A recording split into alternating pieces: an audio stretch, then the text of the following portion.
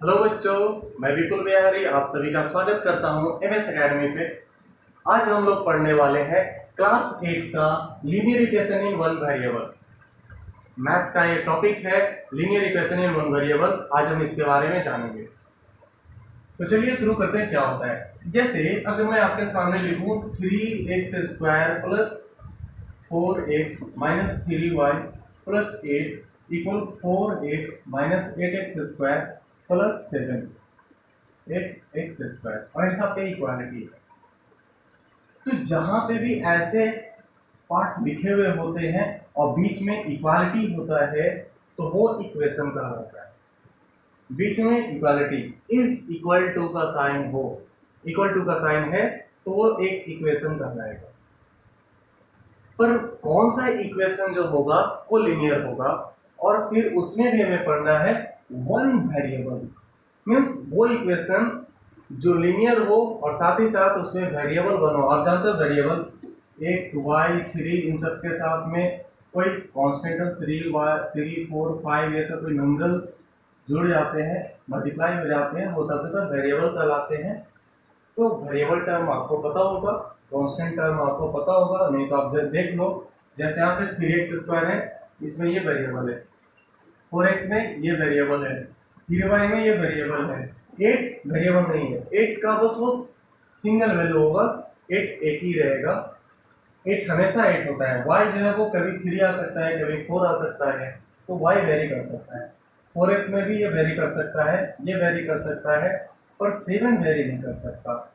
तो आप समझ गए वेरिएबल और कांस्टेंट टर्म क्या होते हैं। तो आइए अब देखते हैं कि लीनियर इक्वेशन क्या होता है। वैसे इक्वेशन जिसका जो पावर हो, हाईएस्ट पावर, वो 1 हो, 1 से ज्यादा ना हो। जैसे x का पावर यहाँ पे कुछ नहीं है, मीन्स 1 है, y का पावर यहाँ भी कुछ नहीं है, मीन्स 1 है। तो ये एक लीनियर इक्वेशन है, लीनियर इक्वेशन। पर ये तो लीनियर इक्वेशन हुआ। अब 1 यहाँ पे ना लिखो तो ज्यादा अच्छा लगता है। 1 ज्यादातर नहीं लिखा जाता है, वो आपको समझाने के लिए लिखा जाता है, और अगर लिख भी दो तो गलत नहीं होने वाला। पर हमें चाहिए 1 वेरिएबल। यहाँ पे 2 वेरिएबल है, x एंड y, यहाँ पे 2 वेरिएबल है। तो वैसा लीनियर इक्वेशन जिसमें सिर्फ 1 वेरिएबल हो, जैसे 4x minus 8 equal 7x plus 5। Equality है मीन्स इक्वेशन है, और इधर कांस्टेंट या वेरिएबल टर्म एक साथ जुड़े हैं, सब्ट्रैक्ट हैं, जो भी हैं, तो ये सब के सब क्या कहलाएंगे। यहाँ पे हाईएस्ट पावर 1 है, हाईएस्ट पावर 1 है, एक वेरिएबल है, एक वेरिएबल है। तो सबसे पहले तो ये एक इक्वेशन है, दूसरा कि हाईएस्ट पावर 1 है तो लीनियर इक्वेशन है, और तीसरा कि एक ही वेरिएबल है तो इन वन वेरिएबल। तो अब आप क्लियर समझ गए होंगे कि कब कोई इक्वेशन लीनियर इक्वेशन होगा और वो 1 वेरिएबल का। अब इक्वेशन होने के लिए क्या जरूरी है कि वेरिएबल हो ही हो उसमें? तो नहीं, हाँ, वो बिल्कुल जरूरी नहीं है। आप 3x इक्वल 0 लिख सकते हो, यहाँ पे वेरिएबल है, ये एक इक्वेशन है। 3 माइनस 2 इक्वल 1 लिख सकते हो, होता है, 3 में से 2 घटाओ तो 1 आता है, इक्वालिटी का साइन है। ये भी एक इक्वेशन है जो बिना वेरिएबल का है। तो कोई जरूरी नहीं कि किसी इक्वेशन में वेरिएबल टर्म हो ही, वेरिएबल ना भी है, बस इक्विवेलेंट का साइन है। Means LHS equal RHS। आप लेफ्ट हैंड साइड और राइट हैंड साइड पहले से जानते आ रहे हो। अगर ऐसा है तो वो एक इक्वेशन है। तो ये अब इसमें और भी बातें करते हैं। जैसे किसी एक linear equation 4x minus 8 equal 7 है, ये एक लीनियर इक्वेशन है इन 1 वेरिएबल। आप इसमें क्या कर सकते हैं, आप इसमें LHS और RHS में किसी भी रेशनल नंबर जैसे 2 है, 3 है, 4 है, किसी से भी आप मल्टीप्लाई कर सकते हैं। जैसे 3 से हम 4x माइनस 8 को और 3 से 7 को मल्टीप्लाई कर दिए, तो इस इक्वेशन पे कोई फर्क नहीं पड़ता। तो पहले से ही पढ़ते आ रहे हो कि LHS और RHS में किसी भी नंबर से मल्टीप्लाई कर दो या डिवाइड कर दो तो उस रेशनल उस इक्वेशन पे कोई फर्क नहीं पड़ता।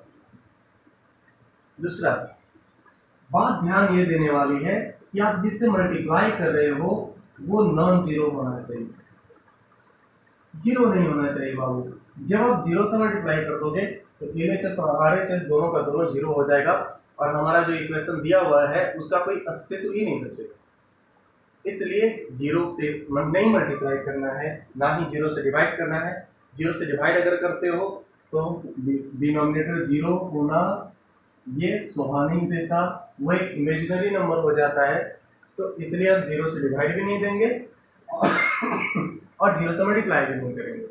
तो ये है हमारा लीनियर इक्वेशन का इंट्रोडक्शन कि कब कोई नंबर, कब कोई इक्वेशन लीनियर इक्वेशन हो सकता है।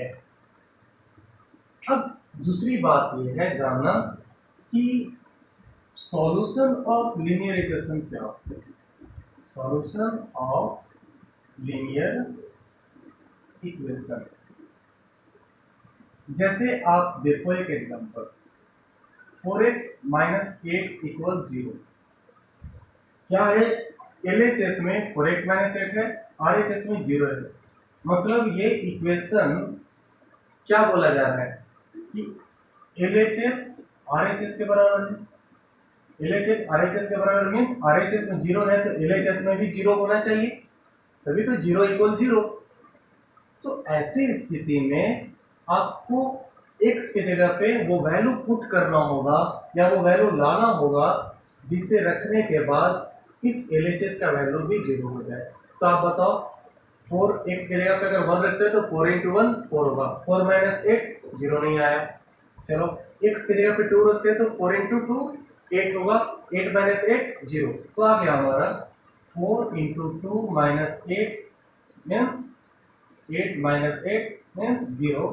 यहाँ पे LHS बराबर RHS। LHS जब RHS के बराबर आ गया तो वो वैल्यू जो x का जो हमने पुट किया, जैसे 2 को हमने पुट किया तो ये इक्वेशन को सेटिस्फाई कर गया, मींस LHS और RHS इक्वल आ गए। तो ऐसा जो वैल्यू होता है वेरिएबल टर्म का वो कहलाता है solution of linear equation. Means यहाँ पे जो लीनियर इक्वेशन 4x - 8 है, 4x - 8 = 0 है, इसमें इस लीनियर इक्वेशन का सॉल्यूशन क्या है, x = 2। तो क्या हम ऐसे पुट करेंगे, जैसे एक और एग्जांपल है 8x - 1 = 3। अब बताओ यहाँ पे हमें निकालना है कि इस लीनियर इक्वेशन का सॉल्यूशन क्या है। तो आप क्या पुट करते जाओगे, कितना पुट करोगे, तो वो क्या है तरीका। तो आप सिंपल सा इक्वालिटी का ऐसे क्वेश्चन आप कई सारे बना चुके हो। हमें यहाँ से x का वैल्यू निकालना होता है, जैसे 8x इक्वल, हम क्या करेंगे, जो भी वेरिएबल पार्ट है, वेरिएबल टर्म है, उनको LHS में रख लेंगे और जो वेरिएबल नहीं है उनको RHS में भेज देंगे। ये RHS में पहले से ही है तो ये 3 लिखा गया। अब हमने -1 को RHS में लाना है, तो -1 जब RHS में आएगा LHS से तो रूल है कि इसके पहले का साइन चेंज हो जाएगा। -1 बन गया +1, तो हमारा क्या आ गया, 8x = 3 + 1 4।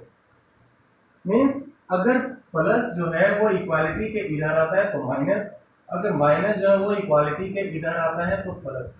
दूसरा, अगर मल्टीप्लाई इक्वालिटी के इधर आता है तो डिवाइड, और अगर डिवाइड इक्वालिटी के इधर आता है तो मल्टीप्लाई। इस तरह आप ध्यान रखोगे तभी आप लीनियर इक्वेशन के क्वेश्चन को सॉल्व कर सकते हो। अब हमारे पास क्या है, हमें x का वैल्यू चाहिए। हर हाल में सॉल्यूशन ऑफ लीनियर इक्वेशन निकालने के लिए हमें x का वैल्यू चाहिए होता है। तो वो x का वैल्यू क्या होगा, तो सिर्फ x को हम इधर रहने देंगे, बाकी को उधर कर देंगे, तो x = 4। अब x के साथ 8 किस में है, मल्टीप्लाई में। 8 जो है वो x के साथ मल्टीप्लाई में है, तो जो मल्टीप्लाई में होता है वो इधर आकर क्या हो जाता है, डिवाइड हो जाता है, तो ये डिवाइड हो जाएगा। और ये 4 2 जा 8 मीन्स 1/2। तो x का वैल्यू आया 1/2। तो यहाँ पे इस पार्टिकुलर इक्वेशन का जो कि लीनियर इक्वेशन है उसका सॉल्यूशन क्या होगा, 1/2। मतलब आप x की जगह पे जब 1/2 पुट करोगे तो ये इक्वेशन को सेटिस्फाई करेगा, मीन्स एलएचएस आरएचएस के बराबर आएगा। चलो एक बार चेक करके देख लेते हैं। किसी भी इक्वेशन को हम लोग चेक कैसे करते हैं वो देख लेते हैं एक बार। जैसे हमारी इक्वेशन है 8x - 1 = 3, यह हमारी इक्वेशन है। हमें x बराबर 1/2 पुट करके 1/2 आया है। इस 1/2 को पुट करके हमें चेक करना है कि क्या इसे सेटिस्फाई करता है। तो जहां जहां x होगा मीन्स एक ही जगह पे x है, वहां वहां आपको 1/2 पुट कर देना होगा। कितना इक्वल 3। देखते हैं 2 4 जा 8, 4 × 1 4 -1 = 3, 4 - 1 3 = 3। तो LHS RHS के बराबर आया ना। जब LHS RHS के बराबर आ गया मीन्स 1/2 इस इक्वेशन को सेटिस्फाई कर रहा है। और जब कोई नंबर किसी इक्वेशन को सेटिस्फाई करता है तो वो कहलाता है सॉल्यूशन ऑफ लीनियर इक्वेशन। तो ये है लीनियर इक्वेशन का इंट्रोडक्शन 1 वेरिएबल। आपको ध्यान में रखना होगा कि कोई भी इक्वेशन कब कहलाता है, जब बीच में इक्वालिटी आता है। लीनियर इक्वेशन कब कहलाता है, जब उसका हाईएस्ट पावर 1 होता है। और 1 वेरिएबल कब कहलाता है, जब उसमें नंबर ऑफ वेरिएबल कोई एक हो। जैसे जरूरी नहीं कि हर बार एक ही दे, हो सकता है कोई क्वेश्चन दे दे आपको 4z - 3 = 12 नहीं 30। 4z - 3 = 12 देने से गलत नहीं होता, अगर वो यहाँ पे एग्जाम्पल जो है वो ज़्यादा आसान हो जाए इसलिए मैंने 13 कर दिया। तो क्या है यहाँ पे ना ही x है ना ही y है, z है। तो हमें बस यहाँ पे जो वेरिएबल है यानी z का वैल्यू चाहिए और हम उसे निकाल लेंगे कि वो सॉल्यूशन ऑफ लीनियर इक्वेशन क्या होगा। हमें क्या करना है, जो कांस्टेंट पार्ट है उसको आरएचएस में कर दो, कर दिए। 4z इक्वल आ गया 13 और 3 16। अब बताओ z इक्वल लाना है, हमें सिर्फ z का वैल्यू चाहिए, 4z का नहीं। तो z का वैल्यू लाने के लिए हमें 4 को इधर लाना होगा। क्योंकि z के साथ 4 मल्टीप्लाई में है तो 16 के साथ ये आकर डिवाइड हो जाएगा और आखिरकार हमारा वैल्यू आ जाएगा 4। मीन्स इस पार्टिकुलर इक्वेशन का जो 4z - 3 है इक्वल 13, उसका सॉल्यूशन क्या होगा 4। आप 4 को यहाँ पे पुट करोगे तो ये इक्वेशन को सेटिस्फाई करेगा। तो ये है लीनियर इक्वेशन का इंट्रोडक्शन। और यही 8th क्लास में मेनली पढ़ना है आपको। फिर आगे आपको जानना है एप्लीकेशन ऑफ लीनियर इक्वेशन, जो वर्ड्स प्रॉब्लम होते हैं। तो हम वर्ड्स प्रॉब्लम को कैसे सॉल्व करेंगे, जो एज से रिलेटेड होता है, नंबर से रिलेटेड होता है, बहुत तरह के वर्ड्स प्रॉब्लम होते हैं। हम हर एक वर्ड्स प्रॉब्लम का एक एक दो एग्जाम्पल करेंगे जितने भी टाइप होंगे और आगे बढ़ेंगे अपने टॉपिक के साथ में। अभी के लिए ही कराएंगे। आप इससे रिलेटेड प्रैक्टिस करोगे, जैसे सॉल्यूशन ऑफ लीनियर इक्वेशन निकालना होता है, मींस वैल्यू ऑफ एक्स लिखा होता है, find the value of variable आप या इवैल्यूएट, ऐसे करके क्वेश्चन आपके बुक में दिए गए होंगे। आप उस पर जितने भी क्वेश्चंस का प्रैक्टिस कर सकते हो आप करो, ताकि आपके साथ इक्वेशन को कैसे सॉल्व करना होता है इसका नॉलेज क्लियर हो जाए। उसके बाद जब ये सारा कुछ क्लियर हो जाएगा तो फिर हम करेंगे एप्लीकेशन ऑफ लीनियर इक्वेशन। क्योंकि एप्लीकेशन ऑफ लीनियर इक्वेशन में जब आप इक्वेशन बना लोगे तो फिर उस इक्वेशन को सॉल्व करना होता है। एक बार जब आप इक्वेशन लिख लोगे तो इक्वेशन को सॉल्व करना है, तो इक्वेशन को सॉल्व करने आना पहले जरूरी है। तो चलिए, ये था आज का हमारा, यहीं तक रहता है। अब आगे हम लोग एप्लीकेशन ऑफ लीनियर इक्वेशन और इससे रिलेटेड जब एप्लीकेशन ऑफ लीनियर इक्वेशन करने वाले होंगे तो उससे कुछ 5-10 मिनट इससे रिलेटेड अच्छे अच्छे क्वेश्चंस को भी करेंगे कि वो उसे कैसे सॉल्व किया जाता है।